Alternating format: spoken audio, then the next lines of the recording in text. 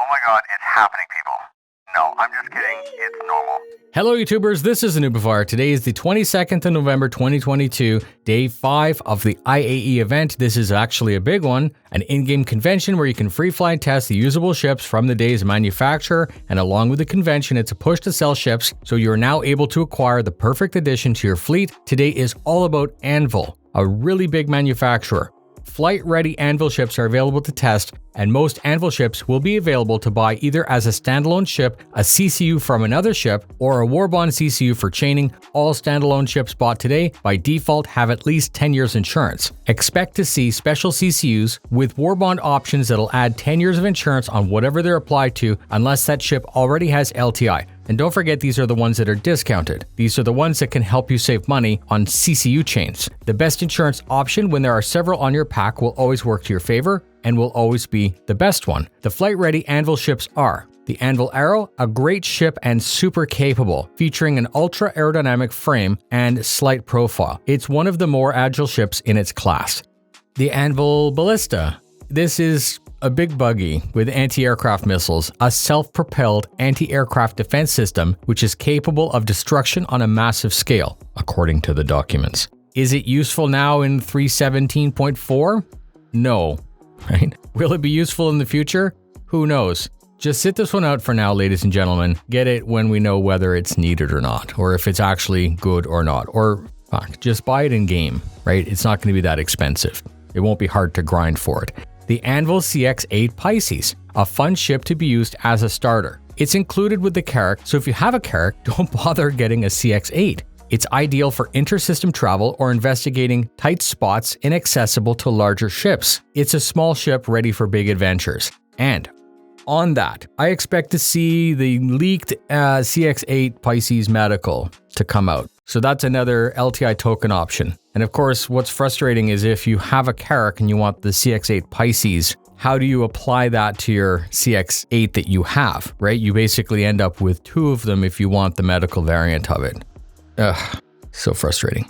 When we get some information on the leaked Anvil CX-8 Pisces Medical Edition, I will do a full video just for you.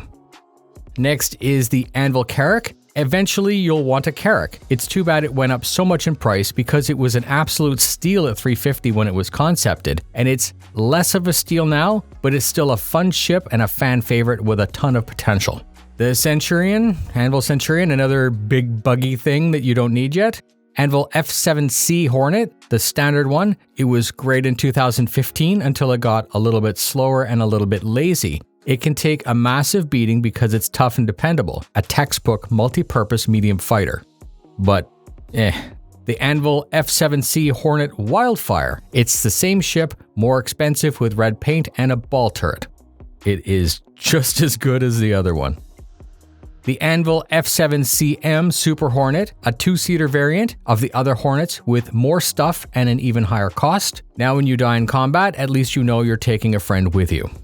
Anvil F7CR, the Hornet Tracker. The Tracker was supposed to be like an AWACS of the future. It's supposed to see and relay where things are. That's not part of the game yet, so you can skip owning this ship until it does. Again, let's see if the game is worth having the ship before just buying the ship blindly.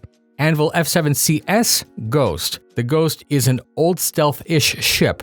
It was said to be only 1/3 as hidden as a Saber, and it's still that slow and lazy Hornet. It's special armor and it has black paint. Not what I would spend money on. And I still believe that the Saber is better overall and will only improve once stealth is added. You can skip this one too. The Anvil Gladiator. It's junk, don't buy it. There are better ships that are better at everything, and this is the master of none. Sorry, people. I'm trying to be positive, but there's a lot of really invalidated ships here. There's a lot of legacy ships in this list that have been replaced by better ships over the years. The Anvil Hawk, though, the Anvil Hawk is a light fighter with a trunk for bad guys and an EMP. It's very capable. Think of it as Slave 1 for the starcitizen universe, and as a bonus, not only is it a good ship, it's also not very expensive. It's a fair price pledge for what you get. The Anvil Hurricane, it's deadly when crewed by two people. Is it better to have two people in one ship or two ships crewed by two people? Many people have had a blast bombing around in the Hurricane, and so could you. The Anvil Spartan, another one of those big buggies that really has no reason to exist in game yet, but this one is an APC, which is Army talk for Armored Personnel Carrier. So you can put a bunch of people in it and get to a destination, or once again, you can die together because it's a big target. The Anvil Terrapin is a heavily armored turtle ship with a sophisticated scanner, and it's really missing its purpose in universe right now because the game mechanics for it don't exist, so you can skip this ship until it has a proper game loop. Again, it'll be on sale again next year, friends. Don't worry, no FOMO.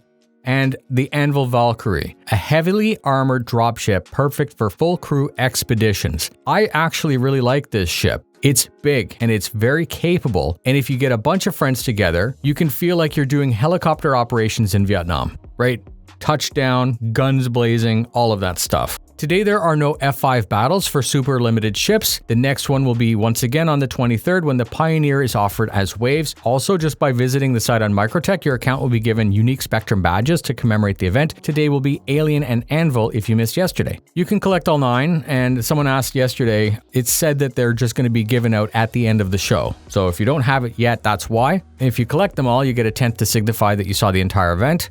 Please check out the info dump for the new cutter, as that video also includes specialized information about its unique LTI game package that's discounted. You may be interested and able to replace your current low insurance pack for lifetime insurance. Be aware that upon checkout, it will list that adding Squadron 42 is a $45 option. Members of Discord have confirmed that that's actually discounted as well, so it's only $20. So a cutter LTI game package with Squadron 42 is still $65, which is a fair standard price, which is the normal price. It's not gouged or anything. You will still need to spend new money on this trade. However, if you're planning to shuffle some fleet around anyways, having store credit shouldn't be too big of an inconvenience. And that's pretty much all I have to say about today. Once again, I apologize for being seemingly negative about those ships, but they really lack their game mechanic and they just sit there as big hangar queens, big investment in nothing.